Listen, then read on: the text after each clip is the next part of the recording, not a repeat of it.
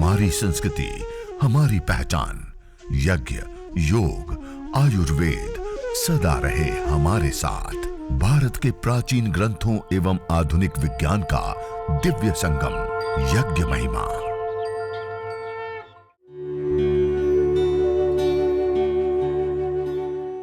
भारतीय संस्कृति में यज्ञ, योग एवं आयुर्वेद जैसी अमूल्य विद्याएं हैं, जिसका मूल है वेद। इतिहास की ओर दृष्टि डालें तो भगवान राम, भगवान कृष्ण से लेकर राजा महाराजाओं, ग्रामवासियों व अरण्यवासी ऋषियों की कुटियों तक नित्य व नैमित्तिक यज्ञों का प्रचलन देखने को मिलता है। एक आचमन पात्र जिसके अंदर थोड़ा सा जल, एक छोटी सी चम्मच और एक छोटी सी प्लेट, इस प्रकार से थोड़ा सा ये आचमन, अंग स्पर्श आदि पवित्रीकरण, शुद्धिकरण की प्रक्रिया के लिए आवश्यक होता है, उसको कर ले। एक इस प्रकार के कोई भी छोटे से पात्र के अंदर गाय का घी पिघला हुआ, गर्म किया हुआ गाय का घी इस प्रकार से 50 ग्राम के आसपास इस प्रकार से ले लेवे। गाय के घी, समिधा, हवन कुंड, जल पात्र, कलश जो जल सिंचन हम करेंगे उसके लिए, और छोटा पात्र जो कि हम आचमन अंग स्पर्श आदि करेंगे उसके लिए। उससे अतिरिक्त कपूर और हवन सामग्री जड़ी बूटियों से युक्त, जिसके अंदर रोगानुसार हम यज्ञ करते हैं तो रोगानुसार हवन सामग्री, अन्यथा नॉर्मल सामान्य हवन सामग्री। और कुछ अपने पास विशेष सामग्री नहीं है तो आप केवल अक्षत चावल, जो टूटे हुए ना हो ऐसे चावल से भी आप यज्ञ कर सकते हैं। काले तिल से आप यज्ञ कर सकते हैं, तो उसका प्रयोग लेते हुए आप विशेष रूप से यज्ञ को, हवन को, अग्निहोत्र को संपन्न करें। तो ये कुछ महत्वपूर्ण। और इससे अतिरिक्त एक गुग्गुल भी अपने पास रख ले। ये गुग्गुल भी विशेष करके ये नतम यक्ष्मा अरुंधते नैनम सपथो अश्नुते यम भेषजस्य गुलगुलो हो सुरभिर्गंतो अश्नुते। अथर्ववेद में कहा, जिस व्यक्ति को इस गुग्गुल विशेष की सुरभि सुगंधि प्राप्त होती है उसको कैसे कभी किसी भी प्रकार का कोई रोग हो सकता है, किसी प्रकार की कोई दोष हो सकता है। तो एक गुग्गुल की धुनी अवश्य अपने घर में हवन के पश्चात अंगारों के ऊपर थोड़ी मात्रा में डाल करके किया करे। और वैसे भी कहा, घृत गुलगुलो होमे च सर्वोत्पातादेर मर्दनम। घी और गुग्गुल के हवन से सभी प्रकार के इस प्रकृति में होने वाले उत्पाद शांत होते हैं। तो इस प्रकार से गुग्गुल की हवी के रूप में भी हम प्रयोग कर सकते हैं। और बाद में हम धूपन आदि जो करते हैं उसमें भी हम विशेष करके इसका प्रयोग करें। तो हवन के लिए, यज्ञ के लिए पूर्व की इतनी तैयारी आप सभी भाई बहनों ने कर ली होगी। अब आइए हम सब लोग मिल करके यज्ञ, हवन, अग्निहोत्र को हम प्रारंभ करते हैं। उसमें जैसे हमने मंगलाचरण किया, 3 बार पावन ओंकार का उद्घोष करते हुए हम आगे बढ़ते हैं। आचमन अंग स्पर्श करते हुए अपने दाएं हाथ की अंजलि में थोड़ा सा जल लेकर के और मंत्रोच्चारण करते हुए, इस जल का पान करते हुए हम यज्ञ को, हवन को, अग्निहोत्र को आगे बढ़ाएंगे। ओम अमृतोपस्तरणमसि स्वाहा। ओम अमृतापिधानमसि स्वाहा। तीसरी बार जल लेंगे। ओम सत्यम यशः श्रीर्मयि श्री श्रयतां स्वाहा। 3 बार आचमन करने के बाद हाथ को धो लेते, हस्त प्रक्षालन कर लेंगे। जो छोटी सी प्लेट हमारे पास रखी है उस छोटी सी प्लेट के अंदर इस प्रकार अवशिष्ट जल को डाल दीजिए। फिर बाएं हाथ की अंजलि में जल लेंगे। पहले दाएं हाथ की अंजलि में लिया था, अब लेफ्ट हैंड में जल लेकर के राइट हैंड की मध्यमा और अनामिका 2 उंगलियों को जल में स्पर्श करते हुए, एक एक अंग का स्पर्श करते हुए इसकी पवित्रीकरण और शुद्धिकरण की प्रभु से प्रार्थना और कामना करते हुए अंग स्पर्श करेंगे। ओम वांगमा आस्यस्तु।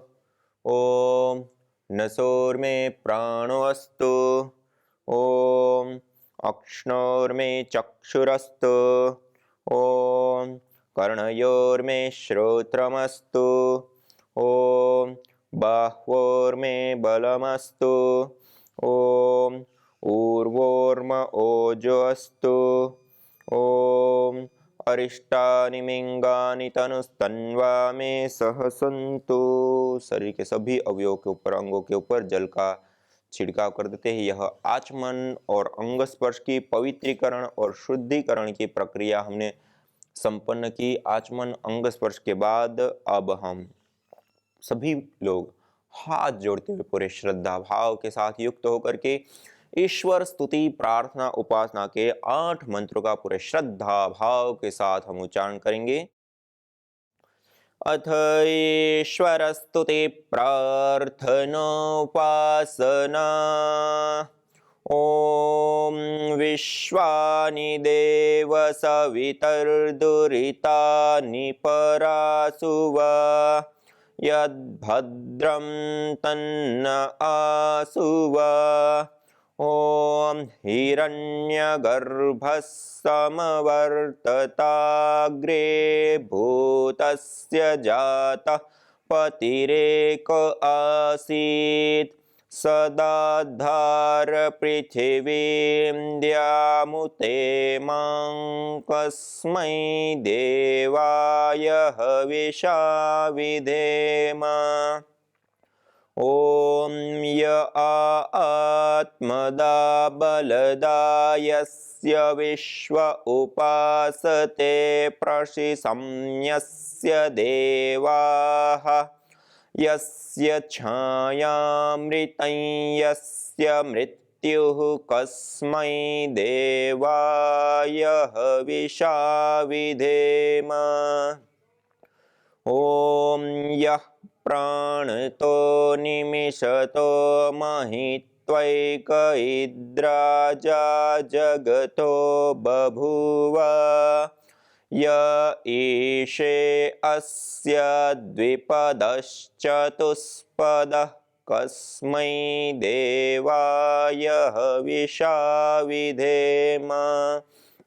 ओम ये नद्यो रुग्रा पृथिवी च दृढा येन स्वस्तमितं येन नाकः यो अन्तरिक्षे रजसो विमानः कस्मै देवाय हविषा विधेम।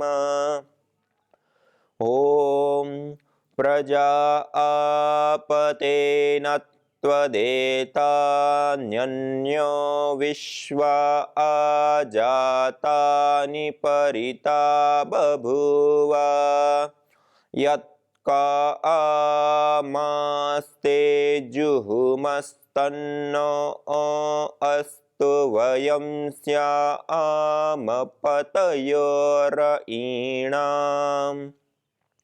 ओम स नो बन्धुर्जनिता सविधाता धामानि वेद भुवनानि विश्वा यत्र देवा अमृतमानशानास्त्रितीये धामन्नद्येरयन्त। ओम अग्नेनय सुपथाराये अस्मान् विश्वानि देववयुनानि विद्वान् युयोध्यस्मज्जुहुराणमेनो भूयिष्ठान्ते नम उक्तिं विधेम। एतेश्वरस्तुते प्रार्थनोपासना। इस प्रकार पूरे श्रद्धा भाव के साथ युक्त होकर के ईश्वर स्तुति प्रार्थना उपासना वेद के 8 मंत्रों का उच्चारण करते हुए करते हैं।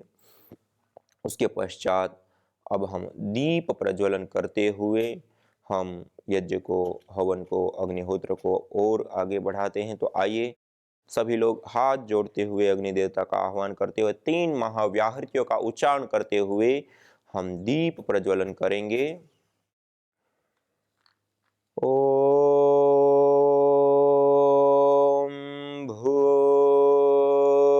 भूर्भुवः स्वः इस प्रकार दीप प्रदीप्त कर यज्ञाग्नि को अब हम कपूर के माध्यम से वेदी के मध्य में स्थापित करेंगे, अग्न्याधान करेंगे। अब जो श्रु है, लंबी डंडी वाला जो चम्मच है, उसके अग्र भाग में इस प्रकार से कपूर को रख लीजिए, आगे के वाले भाग में। अब इस कपूर को अगले मंत्र के उच्चारण के दौरान दीपक से प्रदीप्त करेंगे और मंत्रोच्चारण के अंत में वेदी के मध्य में जो हमने रुई रखा है और उसके ऊपर कपूर डाला है, उस रुई के ऊपर हम इस कपूर को स्थापित कर देंगे। उसके पश्चात एक और मंत्र का हम उच्चारण करेंगे। उस मंत्र के उच्चारण के दौरान उस अग्नि की लौ के ऊपर, जैसे हमने 2 समिधाएं पहले ही खड़ी रख दी हैं, ऐसे आप भी अपने वेदी के अंदर पहले से ये तैयारी कर चुके होंगे। ये 2 खड़ी समिधाएं जिस प्रकार से लगाई हैं, उसके बीच में जो हमने रुई लगाई, इसके ऊपर हम ये समिधा डाल देंगे नीचे। तो नीचे से जहां कपूर रखा उसके बीच में गैप भी मिलेगा और वो लो उस समिधा को लगती है तो तुरंत ही प्रदीप्त हो जाती हैं। फिर उसके पश्चात हम समिधाधान मंत्रों का प्रयोग करते हैं। तो पहले मंत्र से हम कपूर को प्रदीप्त कर मंत्र के अंत में वेदी के मध्य में हम अग्नि का स्थापन करेंगे। उसके बाद वाले मंत्र के उच्चारण के दौरान उस अग्नि को बढ़ाने के लिए उसके ऊपर समिधा लगानी पड़े, घी की आहुति देनी पड़े, कपूर लगाना पड़े, हवा देनी पड़े, या जो आवश्यक हो वो उस अग्नि को प्रदीप्त करने के लिए हम उस मंत्र के उच्चारण के दौरान करेंगे। उसके बाद समिधादान। ओम भूर्भुवः स्वर्योरिव भूम्ना पृथिवीव वरिम्णा तस्या आस्ते पृथिवी देव यजनी पृष्ठे अग्निमन्नादमन्नाद्यायादधे। वेदी के मध्य में इस कपूर को स्थापित कर दीजिए, रख दीजिए और दीपक को ईशान कोण में रख दीजिए। ओम उद्बुद्ध्य स्वाग्ने प्रतिजागृहि त्वमिष्टापूर्ते सगं सृजेथा मयञ्च अस्मिन् सधस्थे अद्युत्तरस्मिन् विश्वे देवा यजमानश्च सीदत। इस प्रकार इस मंत्र के उच्चारण के दौरान इसको प्रदीप्त करने के लिए जो भी आवश्यक हो वो क्रियाएं हम करते हैं। उसके बाद हमने जो 8-8 अंगुल की 3 समिधाएं गाय के घी से भिगा करके रखी थी, अब एक एक समिधा को दोनों हाथों से इसे प्रणाम मुद्रा में सीधा पकड़ करके अब हम मंत्रोच्चारण पूर्वक इस समिधाओं का आधान करेंगे। ओम अयंत इद्म आत्मा जातवेदस्तेनेध्यस्ववर्धस्व चेद्धवर्धय चास्मान् प्रजया पशुभिर्ब्रह्मवर्चसे नान्नाद्येन समेधय स्वाहा इदमग्नये जातवेदसे इदन्न मम। दूसरी समिधा लेंगे। ओम समिधाग्निं दुवस्यत घृतैर्बोधयता तिथिम् अस्मिन् हव्या जुहोतन सुसविद्धाय शोचिषे घृतं तीव्रं जुहोतन अग्नये जातवेदसे स्वाहा इदमग्नये जातवेदसे इदन्न मम। तीसरी समिधा लेंगे। ओम तन्त्वा समिद्भिरंगिरो घृतेन वर्धयामसि बृहच्छोचाय विष्ठ्य स्वाहा इदमग्नये अंगिरसे इदन्न मम।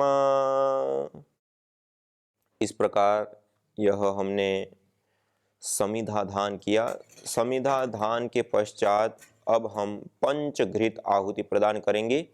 एक ही मंत्र का 5 बार उच्चारण करते हुए हम गाय के घी की 5 आहुतियाँ प्रदान करेंगे। जो गाय का घी हमने गर्म किया हुआ पात्र के अंदर रखा है। जब मंत्र का उच्चारण हम प्रारंभ करेंगे तब श्रु के अंदर घृत लेते हैं और जब हम स्वाहा बोलते हैं तब इसकी आहुति देते हैं। और श्रु को भी पकड़ने का एक ढंग होता है। आप देख रहे हैं मैंने जिस प्रकार से पकड़ा है, प्रथम उंगली और अंगुष्ठ के मूल भाग में, ये आप देख रहे हैं, प्रथम उंगली और अंगुष्ठ के मूल भाग में इस प्रकार दबा दिया और मध्यमा उंगली का जो छोर होता है, प्रथम जोड़ होता है, उसके ऊपर डंडी आ गई और अंगूठे से उसको दबा दिया। प्रथम उंगली सीधी रखते हैं। इस प्रकार से श्रु को पकड़े। जब ओम का उच्चारण करते हैं तो घी भरते हैं मंत्र से पूर्व में और मंत्रांत में जब हम स्वाहा बोलते हैं तब इसकी आहुति हम प्रदान करते हैं। तो आइए अब हम पंचघृत आहुति प्रदान कर इस अग्नि को विशेष रूप से प्रदीप्त करेंगे। ओम अयंत एद्म आत्मा जात वेदस्तेनेद्य स्ववर्धस्व चेद्वर्धय चास्मान् प्रजया पशुभिर्ब्रह्म वर्चसेनान्नाद्येन समेधय स्वाहा इदमग्नये जातवेदसे इदन्न मम।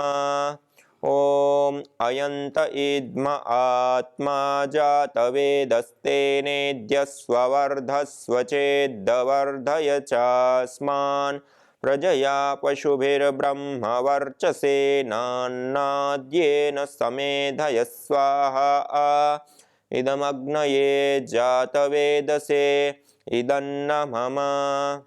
ओम अयंत इद्म आत्मा जात वेदस्तेनेद्य स्ववर्धस्व चेद्वर्धय चास्मान् प्रजया पशुभिर्ब्रह्म वर्चसेनान्नाद्येन समेधय स्वाहा इदमग्नये जातवेदसे इदन्न मम। ओम अयंत इद्म आत्मा जात वेदस्तेनेद्य स्ववर्धस्व चेद्वर्धय चास्मान् प्रजया पशुभिर्ब्रह्म वर्चसेनान्नाद्येन समेधय स्वाहा इदमग्नये जातवेदसे इदन्न मम। ओम अयंत इद्म आत्मा जात वेदस्तेनेद्य स्ववर्धस्व चेद्वर्धय चास्मान् प्रजया पशुभिर्ब्रह्म वर्चसेनान्नाद्येन समेधय स्वाहा इदमग्नये जातवेदसे इदन्न मम। ओम अयंत इद्म आत्मा जात वेदस्तेनेद्य स्ववर्धस्व चेद्वर्धय चास्मान् प्रजया पशुभिर्ब्रह्म वर्चसेनान्नाद्येन समेधय स्वाहा इदमग्नये जातवेदसे इदन्न मम। इस प्रकार 5 घी की आहुति देते हैं, एक ही मंत्र का उच्चारण करते हैं। तब तक में ये अग्नि अच्छे से प्रदीप्त हो जाती है। कई बार समिधा गीली है, सीलन वाली है, ठीक से अग्न्याधान नहीं हो पाया तो अच्छे से प्रदीप्त नहीं होती। तो इसी मंत्र का उच्चारण करके 1 2 4 आहुति आप और अधिक देकर के इस अग्नि को विशेष रूप से प्रदीप्त कर सकते हैं। अब ये करने के पश्चात अब हम जल प्रोक्षण, जल सेंचन करेंगे। वेदी के चारों दिशाओं में कलश को अपने पास ले लेंगे और दाईं हाथ की अंजलि में जल लेकर के सबसे पहले वेदी के पूर्व दिशा में जल सेंचन हम करेंगे। दक्षिण से उत्तर की ओर धारा बनाते हुए मंत्रोच्चारण के पश्चात जल सिंचन करेंगे। ओम अदितेनुमन्यस्व, वेदी के दक्षिण से उत्तर की ओर धारा बनाते हुए दूसरी बार जल लेंगे। अब दूसरे मंत्र के माध्यम से वेदी के पश्चिम दिशा में दक्षिण से उत्तर की ओर धारा बनाते हुए जल सिंचन करेंगे। ओम अनुमते अनुमन्यस्व, मंत्रोच्चारण के पश्चात धारा बनाते हुए जल सिंचन। तीसरी बार जल लेंगे और वेदी के उत्तर दिशा में जल सेचन करेंगे, पश्चिम से पूर्व की ओर धारा बनाते हुए। ओम सरस्वत्यनुमन्यस्व। अब चौथी बार जल लेंगे और चौथे मंत्र के उच्चारण के पश्चात वेदी के पूर्व दिशा से प्रारंभ कर दक्षिण दिशा, पश्चिम दिशा और उत्तर दिशा से होते हुए हम ईशान कोण पर्यंत, ईशान कोण से प्रारंभ कर ईशान कोण पर्यंत परिक्रमा क्रम से वेदी के चारों दिशाओं में हम जल सिंचन करेंगे। मंत्रोच्चारण के पश्चात ओम देव सविता प्रसुव यज्ञं प्रसुव यज्ञपतिं भगाय दिव्यो गंधर्वः केतपुः केतं न पुनातु वाचस्पतिर्वाचन्नः स्वदतु।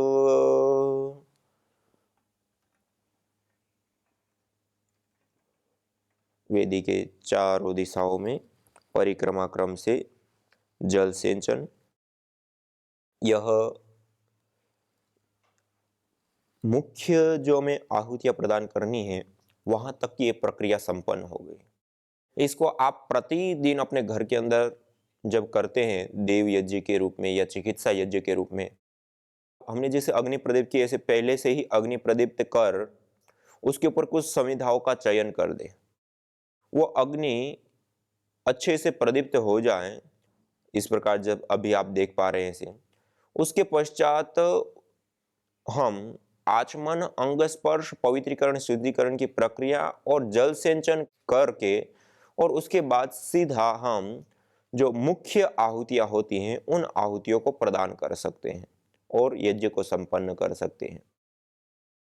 ये अग्नि प्रदीप्त करने की एक मंत्रोच्चारण पूर्वक एक पूरी प्रक्रिया पद्धति भी होती है, लेकिन ये विशेष याग, विशेष यज्ञों के लिए होती है। लेकिन एक देव यज्ञ या चिकित्सा यज्ञ करते हैं तो उसमें आप पहले से ही अग्नि प्रदीप्त कर दे, अच्छे से अग्नि प्रदीप्त हो जाए तो आप बैठ करके आचमन, अंग स्पर्श और जल सिंचन कर और मुख्य आहुतियां आप प्रदान कर सकते हैं।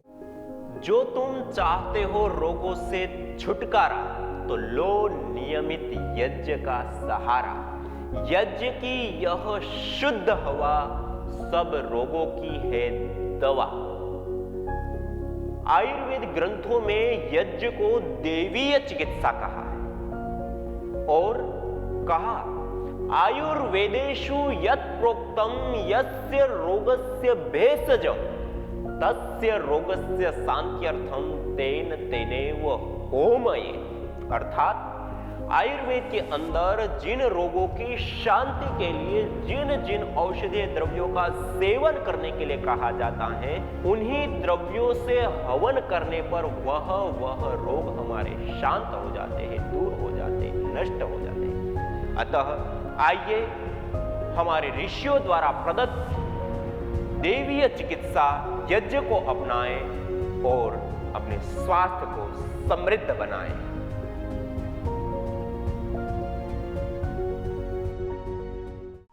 अपने अज्ञान को मिटा लो, सब चीजों से, बुरी चीजें अपने आप को हटा लो तो सारी चीजों से मुक्त हो जाओगे और भगवान से युक्त हो जाओगे। यह युक्ति की मुक्ति। अपना अपना अभ्यास सब करो।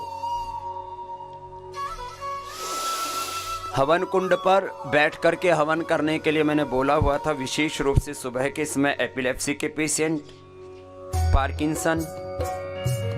पार्किंसन, एपिलेप्सी, एमएनडी और एंक्लोजिंग स्पोलाइटिस वाले थोड़ी देर तो आसन कर लें, फिर बाद में वो भी बैठ जाए। जिनको बहुत भयंकर अस्थमा, बहुत ज़्यादा stress, anxiety, depression, mental problems है, वो थोड़ी थोड़ी देर हवन करके आधा घंटा उठते रहें।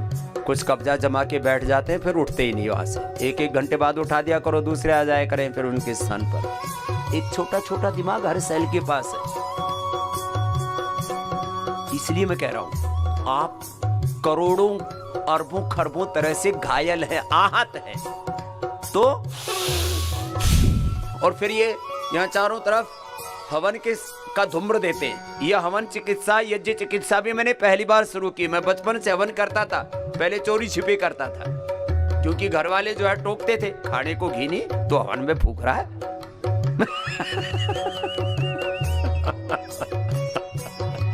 तो हम लोग चोरी से घर से घी ले जाते और पुराने मकान होते थे ना पहले गांव में, उनमें जो घड़े फूट जाते थे ठेकरे, उनका हवन कुंड बना करके और वहां से आहुति देते। और उस आहुति का ये फल है कि चोरी से घी चोरी करके, चोरी से ठेकरे में हवन करके और पुराने ढूंढ में हवन करके वो यज्ञ करने का परिणाम है कि स्वामी रामदेव के पुण्य जाग गए और सन्यासी बन गए।